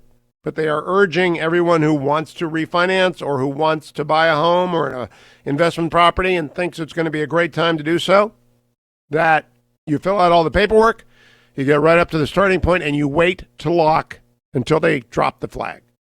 So I would encourage you, get in the pipeline, listen to their advice. They are pros. The big story of the day, brought to you by AndrewandTodd.com. The Dow has spiked 4,000 points in a week. That doesn't mean the crisis is over. It means that a lot of investors are moving money around as they allocate resources away from companies which may be dead towards companies which may be very much alive. For whatever reason, Marathon Oil doing very well this morning. Apache Corp, Conoco, Halliburton, that may or may not continue through the day. Over the last week, Amazon has soared back to pre-crisis levels, almost, as have many other tech stocks like Netflix, because they're getting stronger because the transition to their model is moving faster. But you cannot tell. All I can tell you is that the V that is coming, we're going to have a very sharp contraction, extraordinarily. 15% unemployment, according to Goldman Sachs this morning, by the end of June. That's from 3% at the end of January. Extraordinary. Never seen anything like it. We're going to have a bounce back that's just straight up as people go back to work, as the virus goes away for the summer and hopefully forever. But markets are pricing that in already. So if you're waiting for the end of June, and you shouldn't, if you have a long-term investment strategy, execute it. My advice is never to sell stocks in a panic, but some of you might be obliged to do so. I don't know. Some of you might be obliged to do so. I know that you should take advantage of the interest rate that will be available to you, and that you ought to do it with AndrewandTodd.com. And this is it. My last appeal to you, my very last appeal to you for the spring campaign for Food for the Poor. $320, $27 a month, or $25, $50, $1,000, $10,000, whatever you can give, will serve the lost and the least of this hemisphere outside of our country. And only the people of wealth can do this, and the people of security can do this. Fetching Mrs. Hewitt and I support Food for the Poor because we trust them. We know how good they are. But it's our final day, and Food for the Poor's Paul Jacobs has a message. Thanks, Hugh. This is tremendous that you have made your listeners understand how important these families are to really our spirituality and what's at stake. You're making a difference right now, telling your listeners how important it is that this Food for a Year and Water for Life is making for a child or a family. So you, if you can give for a family or provide a child Food for a Year and Water for Life. And please do it today, because I have to move on to other things. And it's been terrific. Hundreds of you have stepped forward. I'd love another 100 to step forward today. The banner over at HughHewitt.com is at the very top, or you can call 855-359-4673, 855-359-4673. Thank you. Charles in Texas. Hello, Charles. You're on the Hugh Hewitt Show. Hello, Hugh. I think that we're going to come out of this very strong. I think this is going to be very similar to a World War II situation. We're going to be in much better shape than the other nations. And I think that we're going to see a tremendous advance in technology and in the way that we do things. A lot of things are going to have to be streamlined. You're not going to be able to go back to the old ways of doing things. Productivity is going to be the key, and we're going to have to be more efficient, and we will be much more efficient in the future. As far as the globalist dream, Charles, I got to catch up because we're out of time, but I think you're absolutely right. Zoom, Amazon, Netflix, the companies of the future have gotten to the future a lot quicker, and old companies, God love them, retailers and big box stores, it's going to be tough to get people back into their store. This will have accelerated the disintermediation of the customer from retail outlets.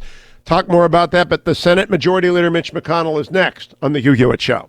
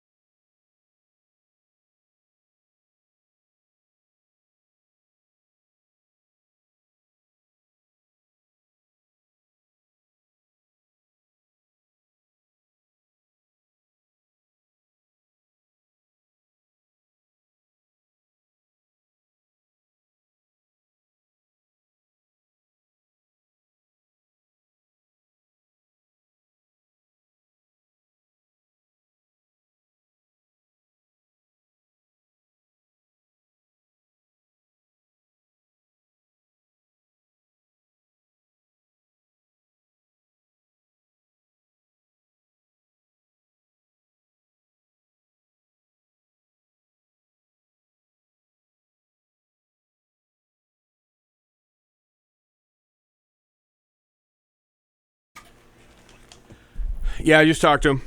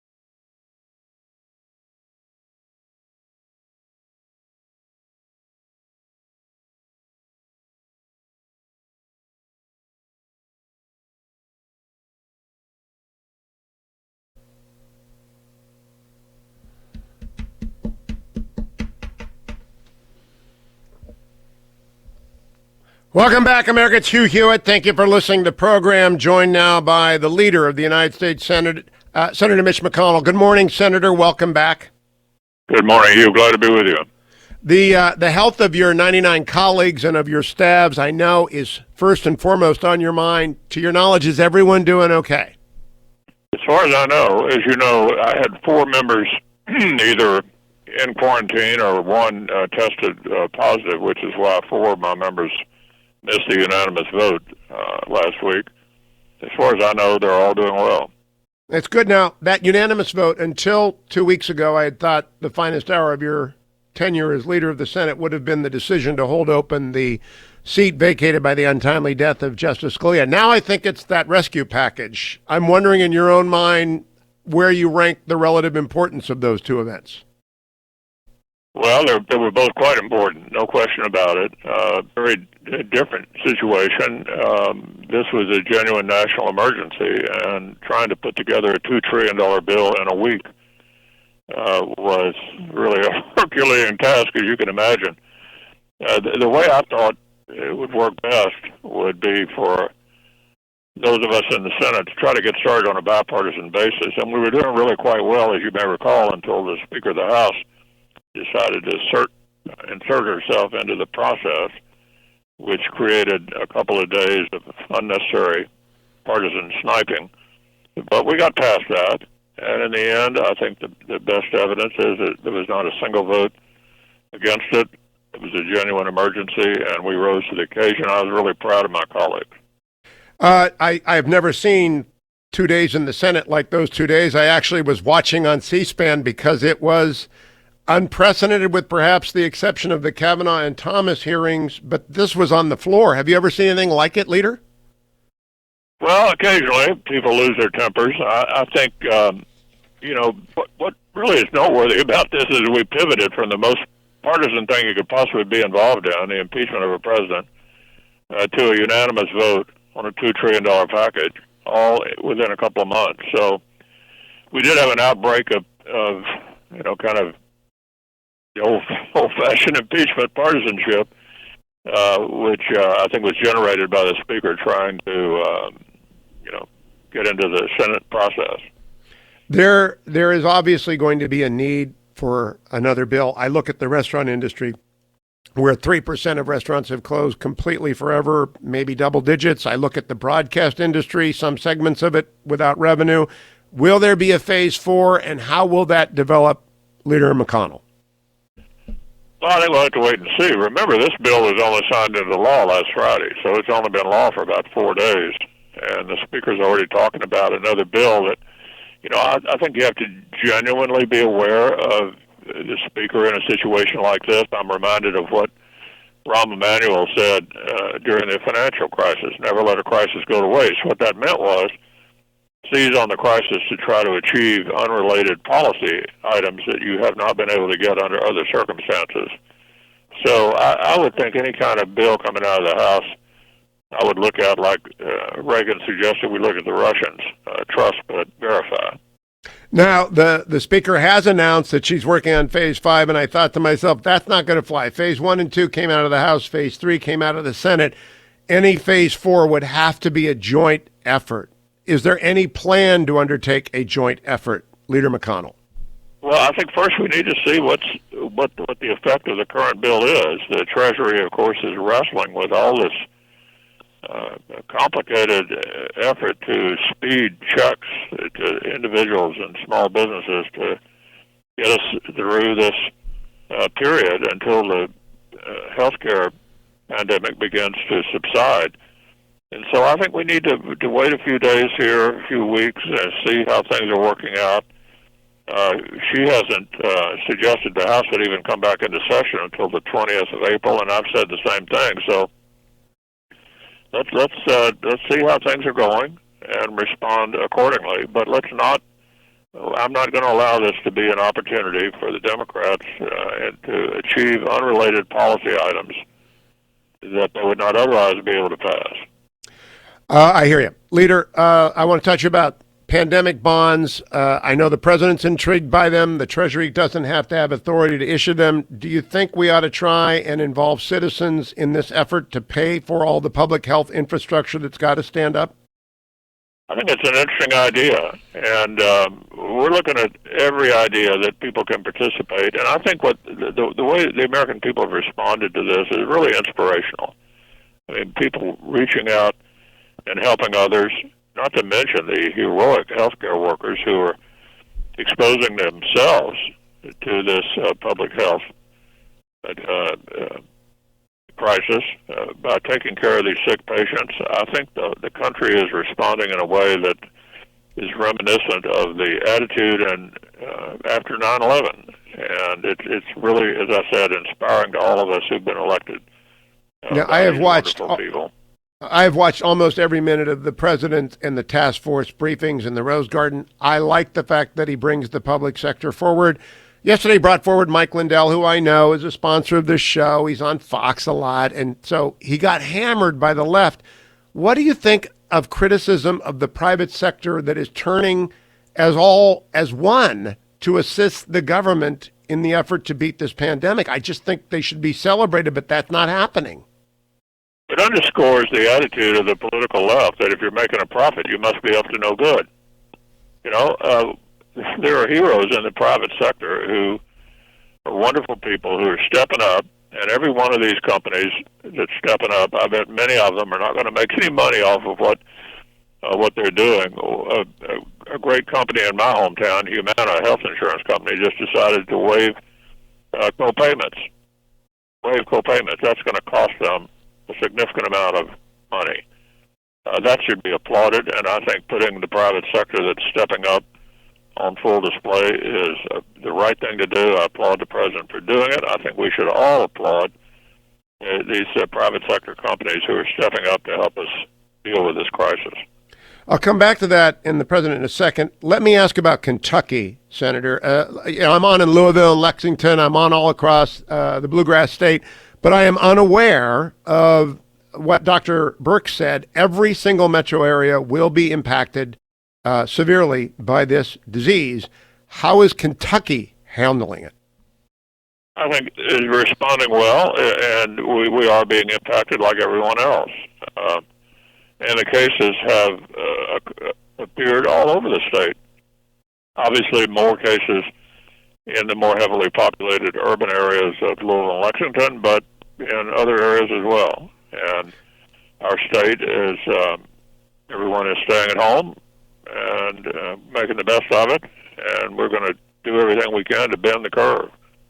Now, I want to talk to you about the nature of media, not to bash on the media. They're all my friends. I know most of the people standing up in the Rose Garden and getting into back and forth with the president. I just think that the lens that the media has been operating through since 2015 of President Trump versus them is not appropriate right now. Can we are you hopeful that the media can reconsider and adjust its lens to the fact that this is a national emergency in which red-blue doesn't really matter? I wouldn't bet on it. Did you see the Gallup poll last week? Congress, which hasn't had a favorable rating, I don't believe, since right after 9/11, 59% approved, 37% disapprove, and the worst numbers were the media, down in the 40s. I think the American people are sick and tired of all the negativity, and the Democrats, it seems to me, want to turn the president's handling of all this into a political liability for him. I see he's getting attacked in campaigns. Goodness, I wish we could all just turn this off, until we get to a period where we bent the curve and are beginning to get back to normal. I don't expect that's going to happen, however. I hope you are right that we could do it and that we do it. Let me talk to you a little bit about Senator Cotton. Politico yesterday recognized him as the first to the bell. In your experience in the Senate, was Senator Cotton the first one to say, hey, leader, hey, Mitch, this is a deadly situation. I do not trust the Chinese? Was he first? He was first, and I think Tom was right on the mark, and it came up while we were, tied down in the impeachment trial. And I think it diverted the attention of the government because everything every day was all about impeachment. But Tom figured this out early, and he was absolutely right. And China has not covered itself in glory. Far from it. I believe, however, a lot of our media is trusting their statistics and falling for their disinformation propaganda campaign. Do you see that, Senator McConnell? I don't know how to evaluate that. I sort of look to the healthcare professionals to decide, how to analyze these trends. And I know they're spending all day, every day doing it. Dr. Fauci and Dr. Birx have become national figures. They deserve to become national figures, and I think we have to listen to them because we don't have anybody else, who can analyze these statistics and give us some kind of advice about the way forward. Last question, Senator McConnell. How do you think the president is doing in leading the country in this crisis, indeed the world? I think the president's doing very, very well, and even his critics, again, going back to the Gallup poll last week, he had a 60% approval rating on handling the coronavirus, and in that 60% were 27% of the Democrats, which is something the president has not had from the beginning of his term.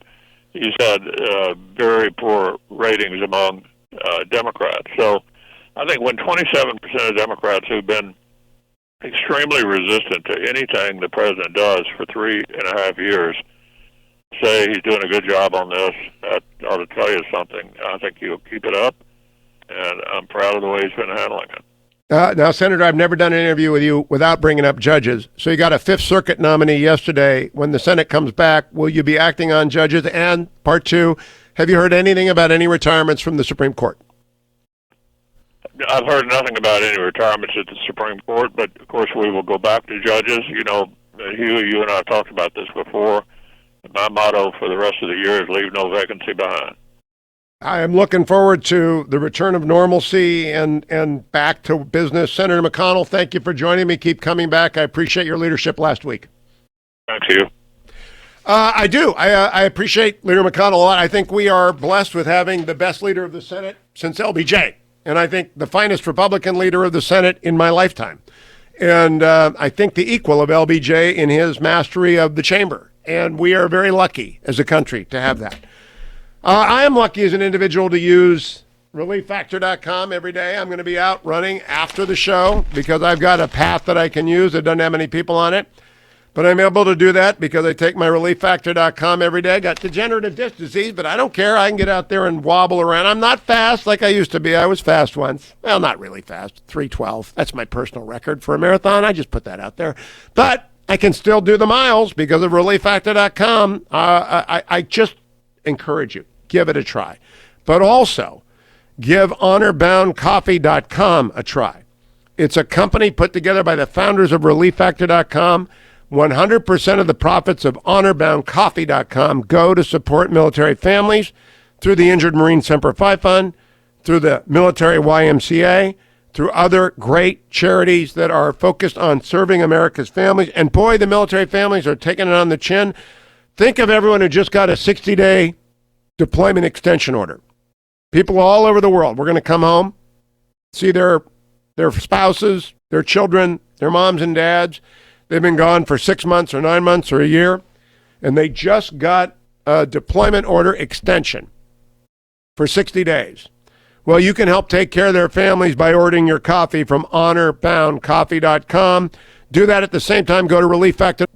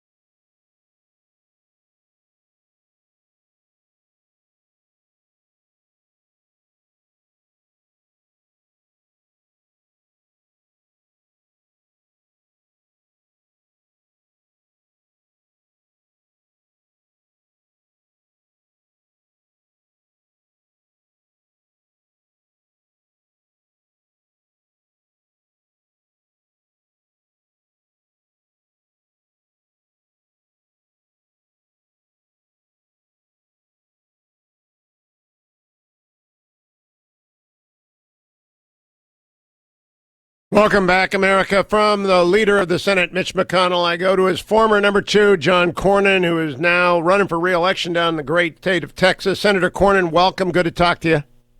Thank you, Hugh. I want to begin. How are you and your family and your extended family? Everybody well?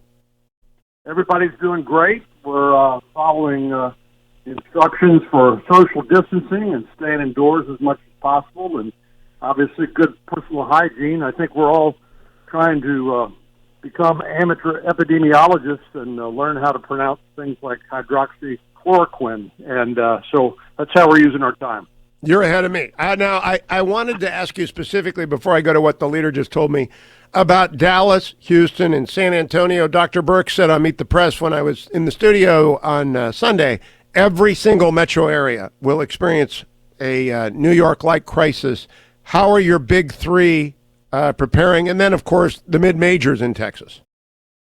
Well, I think they're doing a good job. I've been in regular contact with the mayors and the county judges, but, you know, viruses and epidemics love congestion. And the fact is we have a lot more people in our urban areas, and that's, I think, explains some of what we're seeing. But I think everybody understands what we need to do, and the resources are flowing now. Unlike previously, I think we've seen a surge in testing and personal protective equipment for hospital personnel as well as our first responders.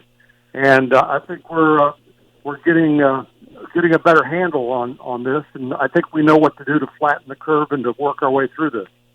Now, when it comes to amateur epidemiology, I've got a toxicologist I talked to who tells me the key is an antibody test to find out who's had it and therefore has some immunity. Is that your understanding, Right. Senator? Yeah, I mean that's an old remedy. I think you were the one who introduced me to the Great Influenza, the book by John Barry, and it's obviously those sort of methods they've used to inject a disease or a pathogen into a horse, for example, and develop a serum that can be used, or you can take blood samples from people who've had the COVID-19 and the antibodies that they have developed could be useful to somebody else. So all of that's being tested together with new drugs or drugs that are already on the market, and of course we're working toward a vaccine ultimately. Now, I'm hoping for post-partisanship, but there is a debate on which the leader just opined, and I'd like your opinion, which is whether or not the impeachment process diverted attention of both the government, the president, and the media and the legislature from the pandemic. Do you think it did? Of course it did. There's no question about it. Just look at the calendar, see what we were doing, thanks to the House articles of impeachment during the whole month of January. And I think there's no doubt in my mind about that. So when Speaker Pelosi blames the president, ought not reporters to ask her about her sitting on the articles of impeachment, I believe, for at least 2 weeks? I think that's a fair question. And, you know, I really hate to see this at a time of a national emergency. Historically, as you know, we've always pulled together as a country after 9/11, after 2008. And unfortunately, you're beginning to see some of that national unity erode here in the interest of hyper-partisanship. I think it's a shame. I don't think we have time for that now. I think we need to respond as a nation, as we always have, unified to a national emergency. I agree with that. I'm trying 100% of the time to stay positive and find the good and praise it, as your colleague Lamar Alexander told me Alex Haley, the great author, has on his tombstone. But the speaker waded in yesterday with just inflammatory comments. Is there any stopping this? Well, I just think she seems to have no filter whatsoever when it comes to Trump derangement syndrome, and I guess she feels like she has to feed her base with that kind of vitriol. It's not constructive, and I don't think it helps her, and it makes her just look diminished. I think elevating partisanship at a time when we're pulling together as a country. Do you think there will be a phase 4, Senator? I'm confident we will need to do other things. Anytime you push through a $2 trillion bill, which of course we've never done before, there's bound to be gaps, there's bound to be unintended consequences. So I've been staying on the phone, staying on conference calls with my constituents back in Texas saying, we're going to need your feedback when this these programs start being implemented, when the money starts flowing, where are the problems? What do we need to fix? But I think we need to. We shouldn't look at this as an opportunity to pass our political outbox or ideological agenda. We ought to be all about solving the problem, and that is the public health problem and the economic consequences associated with it. That ought to be our sole focus.